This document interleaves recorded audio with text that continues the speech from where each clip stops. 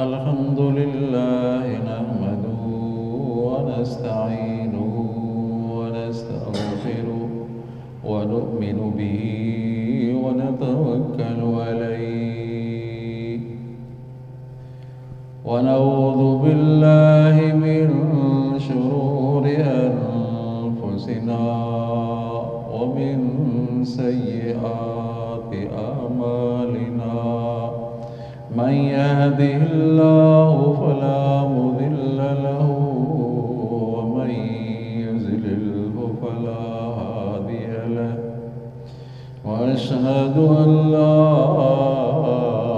إله إلا الله وأشهد أن محمدًا عبده ورسوله أما بعد فأعوذ بالله من الشيطان الرجيم بسم الله الرحمن الرحيم إياك نعبد وإياك نستعين صدق الله العلي العظيم قال النبي صلى الله عليه وسلم أفضل الذكر لا إله إلا الله أفضل الدعاء الحمد لله أو كما قال النبي صلى الله عليه وسلم رب اشرح لي صدري ويسر لي أمري واحلل عقدة من لساني يفقهوا قولي رب اشرح لي صدري ويسر لي أمري واحلل عقدة من لساني يفقهوا قولي رب اشرح لي صدري ويسر لي أمري واحلل عقدة من لساني يفقهوا قولي عزیز دوستو، مسلمان بھائیو، اللہ تبارک و تعالیٰ کے مقدس کلام سے سورہ فاتحہ سے ایک آیت کریمہ تلاوت کی ہے اور حضور اکرم صلی اللہ علیہ وسلم کی حدیث سے ایک حدیث پڑھی ہے۔ دعا ہے کہ اللہ تبارک و تعالیٰ مجھے صحیح سمجھانے کی توفیق عطا فرمائے، آپ کو صحیح سمجھنے کی توفیق عطا فرمائے۔ دعا ہے کہ اللہ تبارک و تعالیٰ حق اور سچ کہنے کی توفیق عطا فرمائے۔ دعا ہے کہ اللہ تبارک و تعالیٰ سمجھانے اور سمجھنے کے بعد مجھے اور آپ کو تمام عالم کو اللہ تبارک و تعالیٰ اعمال صالحہ کرنے کی توفیق عطا فرمائے۔ درود شریف بلند آواز۔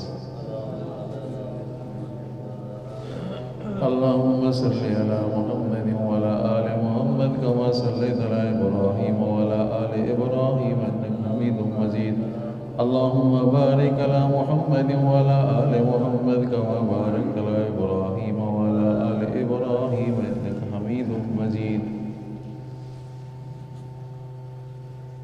سورہ فاتحہ کی تھوڑی سی تشریح شروع کی ہے۔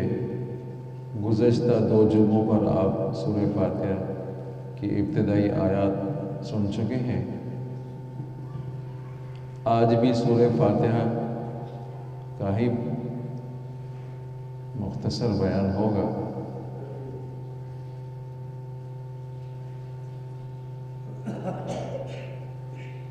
إياك نعبد وإياك نستعين۔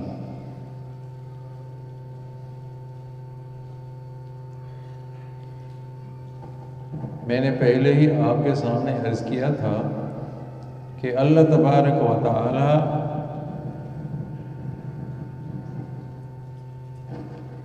ہر آیت پر بندے کو جواب دے رہے ہیں کہ دونوں سبحان اللہ۔ بندہ کہتا ہے الحمدللہ، اللہ تعالیٰ فرماتے ہیں کہ حمدنی عبدی، بندے نے میری حمد بیان کی۔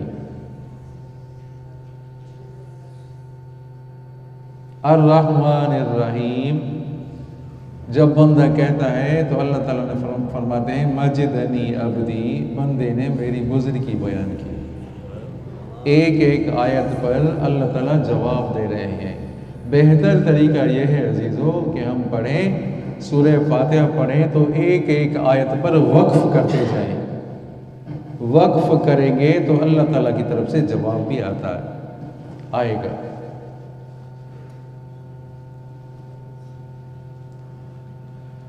ایاک نعبد و ایاک نستعین، تیری ہی عبادت کرتے ہیں اور تجھ سے ہی استعانت مانگتے ہیں، مدد مانگتے ہیں۔ عزیزو، عقیدہ توحید جو ہے وہ ہر مسلمان کی بنیاد ہے، ہر مسلمان کی اساس ہے۔ چاہے کہ آپ کسی مسلک سے بھی آپ تعلق ہے، آپ کا کسی بھی مسلک سے تعلق ہے، توحید ضروری ہے۔ ہر مسلمان کے لیے توحید ضروری ہے۔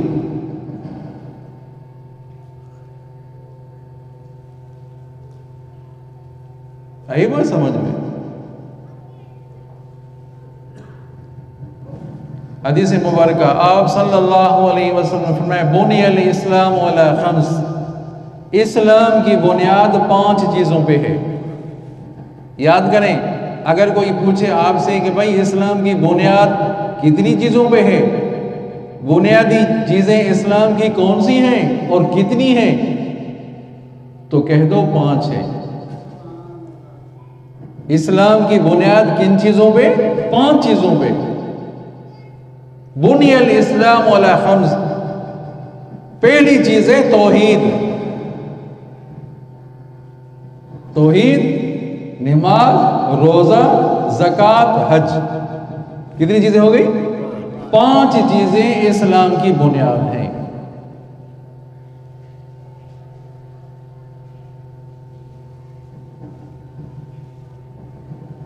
آئی بات سمجھ میں؟ توحید اگر نہیں ہے تو بندہ کس چیز کا؟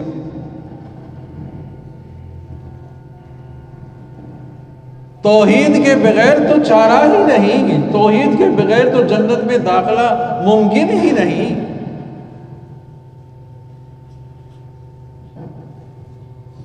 ہم نے تو سب کو راضی کر لیا ہے، وہ بھی راضی رہیں یہ بھی راضی رہیں، ایسا نہیں چلے گا عزیزو۔ وحدہ لا شریک، اللہ ہی کی ذات ہے۔ توحید کے دلائل تو دیکھیں، اللہ تعالیٰ نے قرآن پاک میں کتنے دلائل بیان فرمائے۔ مرج البحرین یلتقیان، 2 دریاؤں پر تو نظر کرو، نظارہ تو وہاں دیکھو، اللہ تعالیٰ کی شاہکار تو دیکھو کہ 2 دریا چل رہے ہیں، آپس میں چل رہے ہیں، ایک طرف کھارا ہے ایک طرف میٹھا ہے، کھارا میٹھے کی طرف نہیں جا رہا، میٹھا کھارے کی طرف نہیں جا رہا۔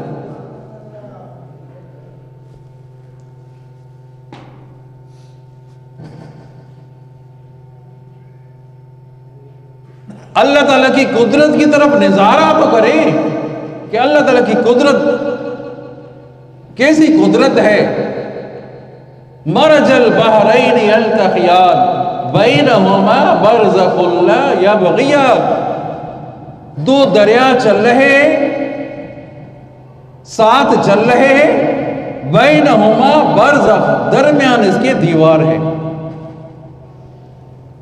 ایک دوسرے کی طرف نہیں جا رہے، باریک سی دیوار ہے، باریک سا دھاگا ہے، انسان کو نظر نہیں آ رہا، وہ کھارا میٹھے کی طرف نہیں جا رہا، میٹھے کھارے کی طرف نہیں جا رہا۔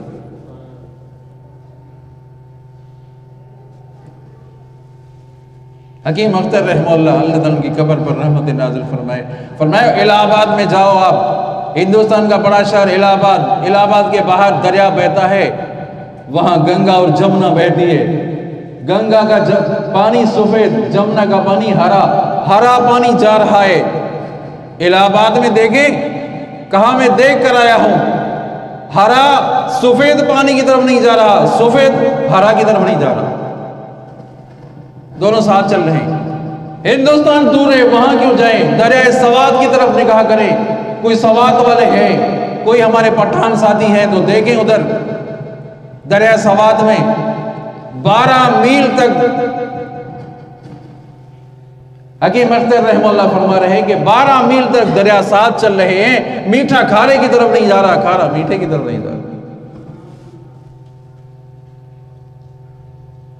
کیا نظارہ ہے توحید کا عزیز۔ سوات میں کیوں جائیں آپ؟ سوات بھی دور ہے، ابراہیم حیدری جائیں۔ یہاں کراچی میں ابراہیم حیدری، وہاں دریا میں بھی آپ نہ جائیں، مچھلیوں سے پوچھیں، مچھلی شکار کرنے والوں سے پوچھیں، بھئی بتاؤ تو صحیح، آپ دریا میں جاتے ہیں، سمندر میں جاتے ہیں، پانی کھارا ملتا ہے، میٹھا پھل ملتا ہے۔ بہت سے احباب آپ کو ملیں گے، کہتے ہیں کہ کشتی میں ہم جا رہے ہیں، کشتی کے ایک طرف ہم چلو بھر کر اٹھاتے ہیں تو میٹھا پانی، دوسری طرف چلو بھر کر اٹھاتے ہیں تو کھارا پانی۔ کہ دونوں سبحان اللہ، کیا شاہکار ہے عزیز۔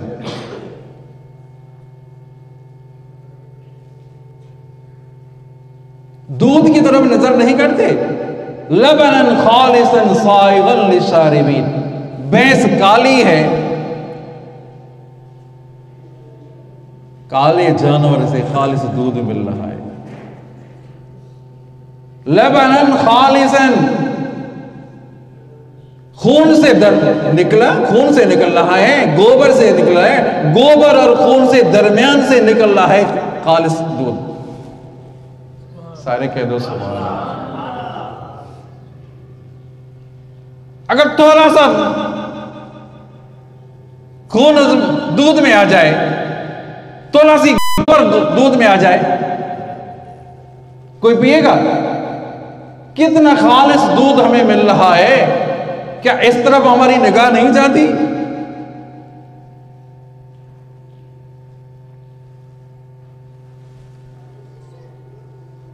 توحید ضروری ہے، ہر مسلمان کے لیے توحید ضروری ہے عزیزو۔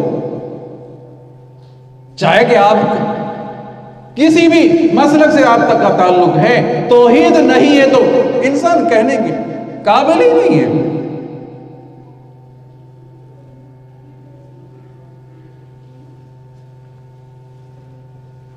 امام ابو حنیفہ چونہ رحمت اللہ علیہ، عید ذکر نعمان لنا ان ذکرہو هو المسک ما کررتہو یتزوہو۔ امام ابو حنیفہ کوئی دہریہ تھا، اللہ کی ذات کو نہیں مان رہا۔ دہریہ کہتے ہیں خود جہان ہے، ایسے چل رہا ہے، خود بخود جہان چل رہا ہے، یہ دہریہ کہتے ہیں، کوئی ان کا بنانے والا نہیں۔ مناظرہ ہوا، ٹائم مقرر ہوا مناظرے کا، دہرے کے ساتھ لوگ جمع ہو گئے، امام ابو حنیفہ جان بوجھ کر لیٹ کر دی۔ توجہ کریں، جان بوجھ کر۔ تو ان کو مخالف کو موقع، دیکھو تمہارا امام نہیں آیا نا، تمہارا امام نہیں آیا ابھی تک، جھوٹا ہے نا، نہیں آیا۔ امام ابو حنیفہ دیر سے پہنچے، کہتے ہیں سبحان اللہ، دیر سے کیوں آئے؟ کہا سنو تو صحیح، میری بات تو سنو۔ جب میں آ رہا تھا تو دریا کے کنارے پر پہنچا تو دیکھا کہ درخت ہیں، وہ درخت خود بخود کٹ گئے ہیں، درخت خود بخود کٹ کر تختے بن گئے، تختے خود بخود جڑ گئے، تختے جڑ کر کشتی بن گئی۔ ارے دیکھو جھوٹ بول رہا ہے، کون کہنے لگا؟ دہریہ کہنے لگا۔ یہ بھی کوئی ہو سکتا ہے، یہ بھی کوئی ہو سکتا ہے، درخت خود بخود تختے بن گئے، کٹ کر تختے بن گئے، تختے جڑ بھی گئے پر کشتی بن گئی، یہ بھی کوئی ہو سکتا ہے؟ کون کہنے لگا؟ دہریہ کہنے لگا لوگوں کے سامنے، اتنا بڑا وجود، یہ ہو سکتا ہے؟ تو امام ابو حنیفہ رحمۃ اللہ علیہ نے فرمایا، اگر درخت خود بخود نہیں کٹ سکتا خود بخود کشتی نہیں بن سکتی، تو اتنا بڑا جہان خود بخود کیسے چل رہا ہے؟ کہ جہان کا چلانے والا موجود ہے۔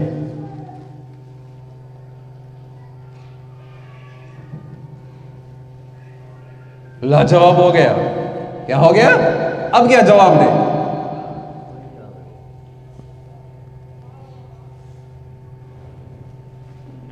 مجدد الفسانی رحمت اللہ علیہ جہانگیر دا، توجہ کریں، جہانگیر دا، قریب آئے بھائی، ادھر آ جائیں۔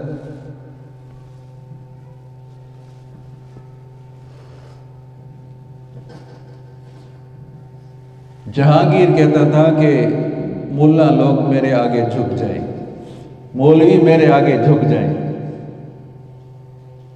مجدد الفسانی رحمت اللہ علیہ یہ سر اسی کے آگے جھکے گا جو خالق اور مالک ہے، ہر در کے سامنے نہیں تو جھکتا۔ بہت کوشش کی مجدد الفسانی نے کہ یہ مولا میرے آگے جھک جائے،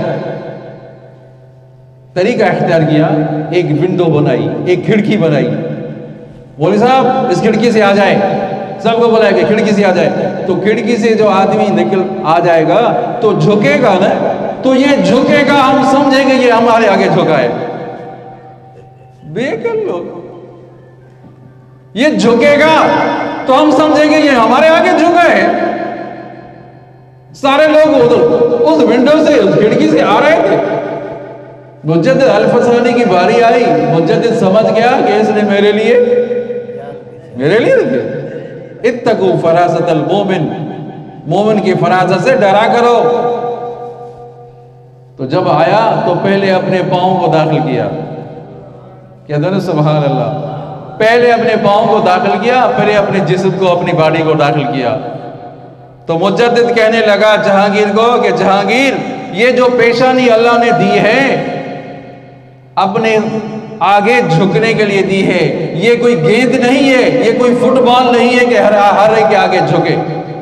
کہ دو سبحان اللہ، یہ پیشانی جھکے گی تو فقط جھکے گی تو کس کے آگے؟ اللہ کے آگے جھکے گی۔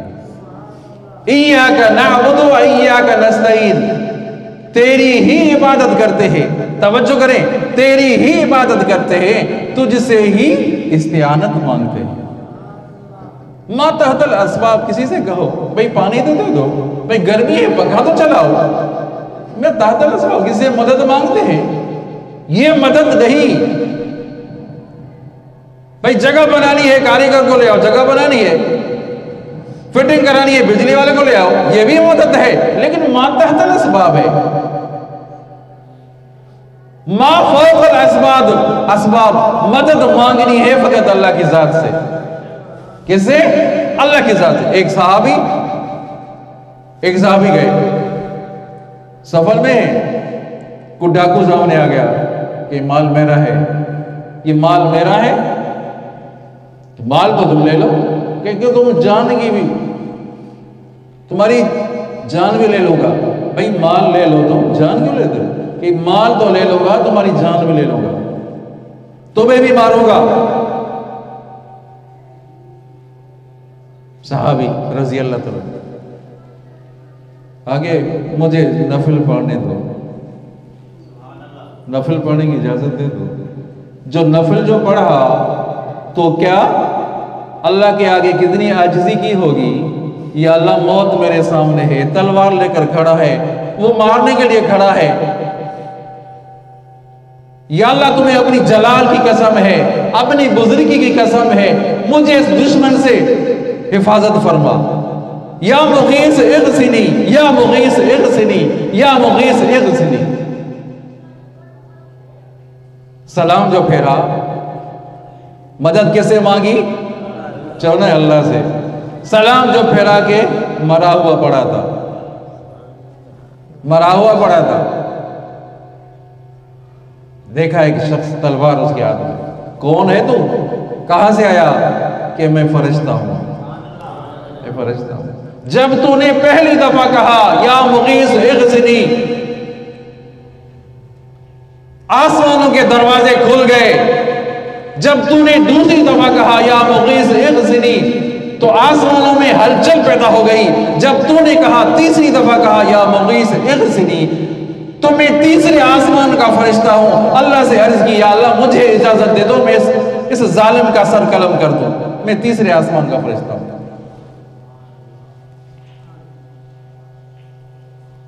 تو مدد کس سے مانگنی ہے؟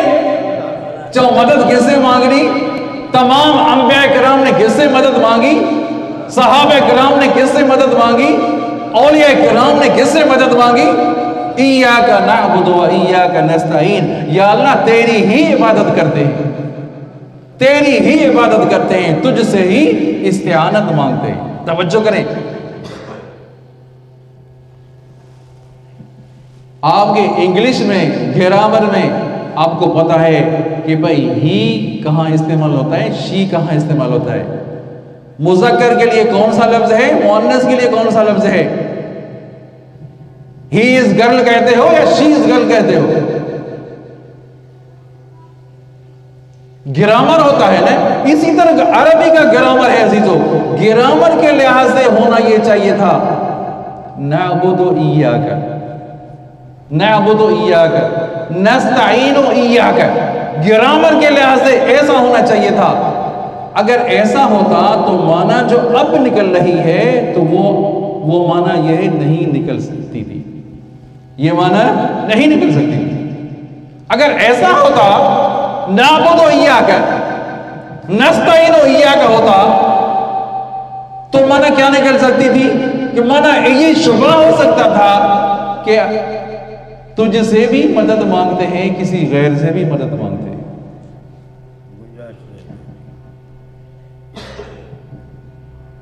یہ معنی نکل سکتی تھی، ایک شبہ ہو سکتا تھا، ایک گنجائش نکل سکتی تھی. اللہ تعالیٰ نے اس شبہ کو ہی ختم کر دیا. اللہ تعالیٰ نے اس شبہ کو ہی ختم فرمایا ایاک نعبد. لفظ پہلے جو ایاک بعد میں آنا چاہیے تھا، ایاک کو اللہ تعالیٰ نے پہلے ذکر فرمایا تاکہ اس شبہ کو ختم کیا جائے کہ تیری ہی عبادت کرتے. وہ شبہ ختم ہو جائے. تقدیم اور تاخیر میں اللہ تعالیٰ نے راز رکھے ہیں عزیزو. التقدیم ما حق اور تاخیر یفید النصر. جس کا حق یہ ہے کہ اس کو پیچھے کیا جائے، اگر اس کو ہم آگے کریں گے تو اس میں کوئی نہ کوئی فائدہ ہوگا، اس میں راز ہوگا. ایک تو راز یہ نکل رہا ہے، دوسرا کوئی اور راز بھی ہوگا جو ہم نہیں جانتے. اللہ اس کا رسول ہی بہتر جانتا ہے. آئیے بس سمجھ میں. آپ صلی اللہ علیہ وسلم کے سامنے ایک صحابی کہنے لگا ماشاء اللہ ماشاء الرسول. حضرت دین پوری رحمت اللہ علیہ نے بیان کیا، یہ واقعہ بیان کیا. ایک صحابی کہنے لگا ماشاء اللہ و ماشاء الرسول. جو اللہ چاہے اللہ کا رسول چاہے. توجہ کریں، بہت سے احباب اس میں غلطی کر بیٹھتے ہیں.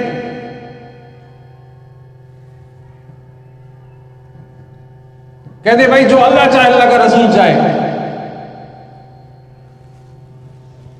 آذان سنتے ہوئے صدق یا رسول اللہ کہتے نہیں کہتے؟ یہ کیوں کہتے ہیں؟ یہ کس نے آپ کو کہا ہے؟ یہی تو شرک ہے. تو آپ صلی اللہ علیہ وسلم نے جب سنا تو آپ صلی اللہ علیہ وسلم ناراض ہوئے. آپ کے چہرے پر ناراضگی کے آثار آئے. آپ صلی اللہ علیہ وسلم نے فرمایا ماشاء اللہ وحدہ. سارے چاہو ماشاء اللہ وحدہ. جو اللہ چاہے، جو اللہ چاہے، جو اللہ چاہے.